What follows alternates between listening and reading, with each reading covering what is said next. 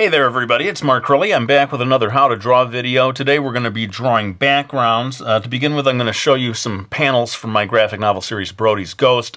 Those of you who have been watching my videos for a long time, you will have seen some of these before. But this will show you my approach to drawing backgrounds, and then we'll come back and get into the actual lesson.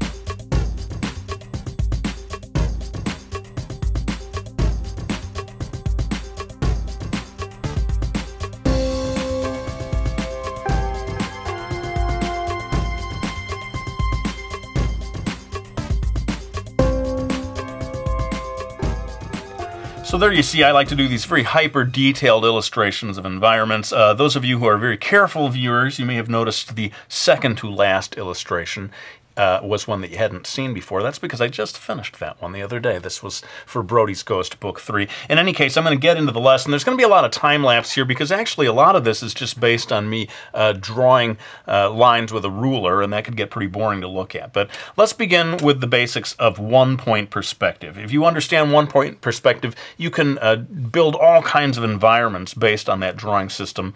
And if you've had like art lessons in school, this may be familiar to you, but you got a line that's the horizon line right here. You can see that going across. I've put in one dot right here on the horizon line. That becomes the vanishing point. And I just went ahead and drew this figure here to begin with. I'm going to be drawing a guy in this sort of future dystopian, post-apocalyptic. You can see I get into drawing that kind of a world. And so I'm going to begin by trying to draw a road that he's walking down. Okay, so I'm starting here, and let me just go ahead and do this in time lapse, and then I'll come back and explain what I just did. Alright, so you can see I put some diagonal lines in here, all of them leaning back towards this one vanishing point. This becomes the road. You might see this as a partition in the middle, two different lanes or something like that. And what I'm going to do now is begin to build a sort of a slope, embankment kind of thing on either side, going up diagonally. And for me, that just involves two more lines, basically, for the upper edges. So let's do that, and I'll come right back. Okay, now it's kind of hard to see because it looks like a whole bunch of diagonal lines. So what I want to do now is get some lines that delineate the shape of the embankment so it becomes a little clearer what I'm doing. So again, we'll do that in time lapse and come back to explain what I did. Okay, so you can start to get a sense of what the shape of this structure is. I'm going to go ahead and just put a few little extra lines in here so you can start to feel it's maybe a little like in the first Star Wars movie, that trench, that big Death Star trench with all the rock ships shooting down it. This guy is walking all by himself down this desolate section of highway. Now, what I want to do that's going to be a little more challenging is to add a sort of big overpass up here that will be supported by pillars that come down and join this side, this embankment over here. Basically that's going to be as far as I go with adding structure to this. I wanted to keep this simple so it doesn't become overwhelming. You saw some of my illustrations become kind of crazy with the details. So we're going to keep it simple. I'm going to go ahead and draw some lines here for this overpass.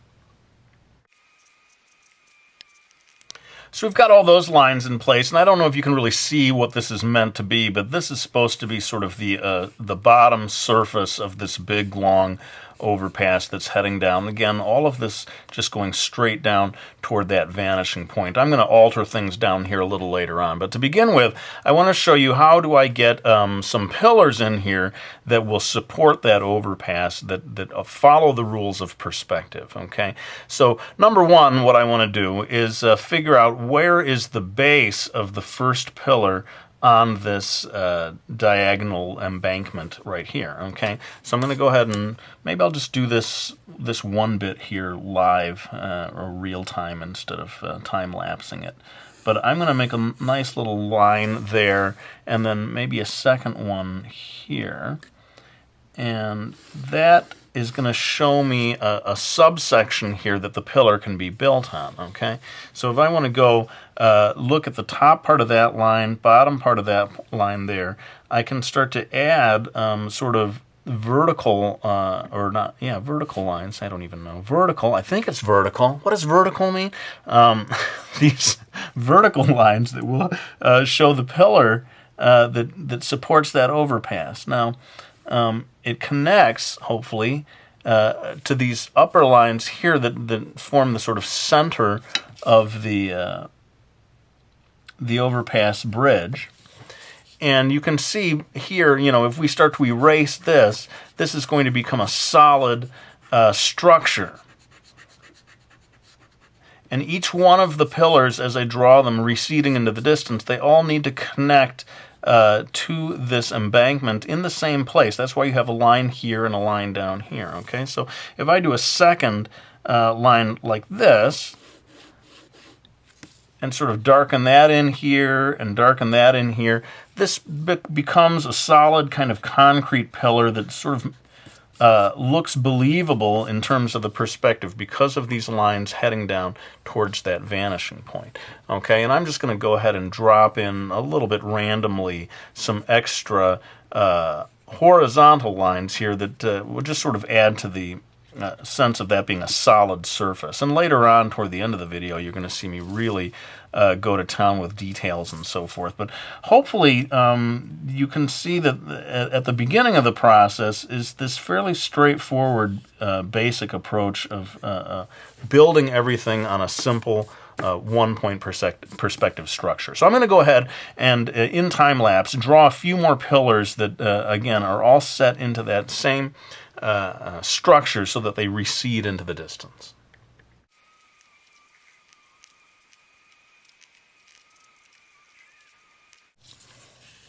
All right, so we're starting to get the basic structures in place here, and if all of this seems kind of overwhelming to you, if you're a beginner, then I would say, try doing this without doing the overpass part of the illustration. Try just doing that bottom road part, and then you can kind of start to get your bearings and get down the basic concept of one-point perspective before you start trying to do more challenging things. In general, trying to draw environments is not something that the beginning artist is just going to leap into and do perfectly the first time. It's something that is the result of many years of work on all the various drawing skills that all come together in doing a super detailed, believable, three-dimensional looking environment. So don't beat yourself up if you find, hey man, I can't draw this on my first try. Believe me, when I was younger, I couldn't draw this either. So what I want to do to make this a little more interesting, instead of having this all go straight down to that vanishing point, as the overpass comes down into the distance, I want it to sort of curve off to one side. At this point, if this thing is curving off, then we are starting to ignore that point, the one point, in the distance. We can just have this head off in some other direction that frankly I haven't really thought about too much. It just maybe it's perpendicular, or parallel. Maybe is that right? Parallel, perpendicular. I never know the words for anything. Perpendicular, man. Parallel. They both start with the letter P. Anyway, so this is curving off and going across the surface of this desolate wasteland planet. And as I go in to continue drawing support pillars, I'll tell you the truth, I'm not worrying too much about, is this the right distance between the pillars that I've set up here? Am I drawing them too close together? In my style, I cut myself some slack, and I don't sit there worrying about the structural stuff too much. It is, after all, with Brody's Ghost anyway, a little bit of a fantasy comic. So in that sense, the main reason I'm doing that is I think it just starts to look a little dead when every single line is heading off towards the vanishing point. We rarely see that in real life, and so that's why I'm adding just a little curve in the highway there, and I think it'll eventually add some life to the scene. Now, I'm going to take what we've got here and just firm up these lines and start start to add a little more detail. Again, all in time-lapse. And then we'll come back and talk about maybe some of the very last things that I can do to finish off this drawing.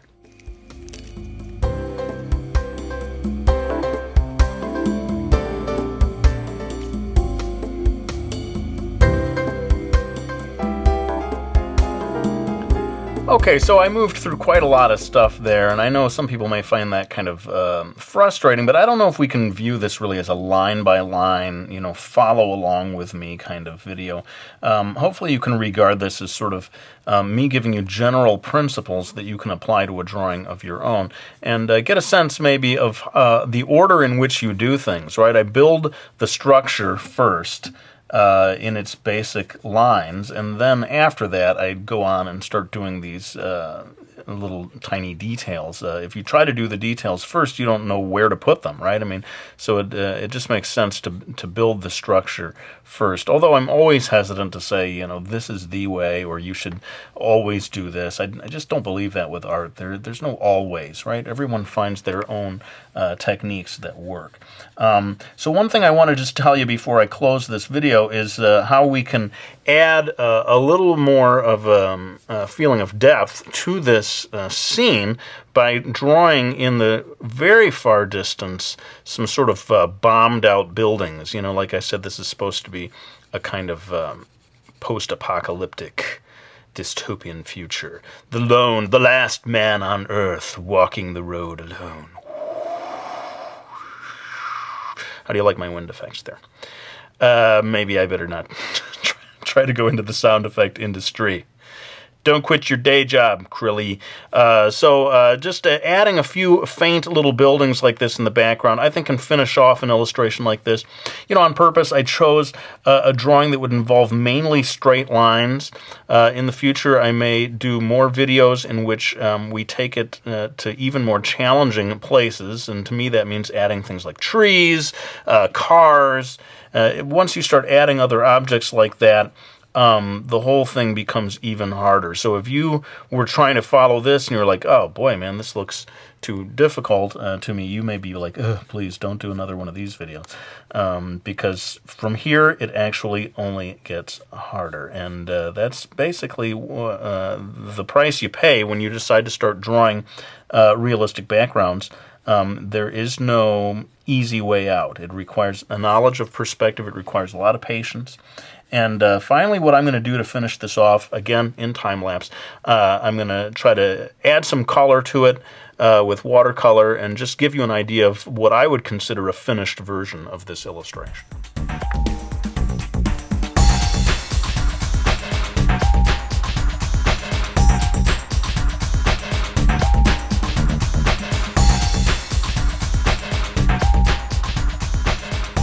Okay, well, there you have it. You saw I really moved through an awful lot of stuff here. I added some smoke in the background to add to that apocalyptic feeling. Why did they do it? Why did they destroy the entire Earth?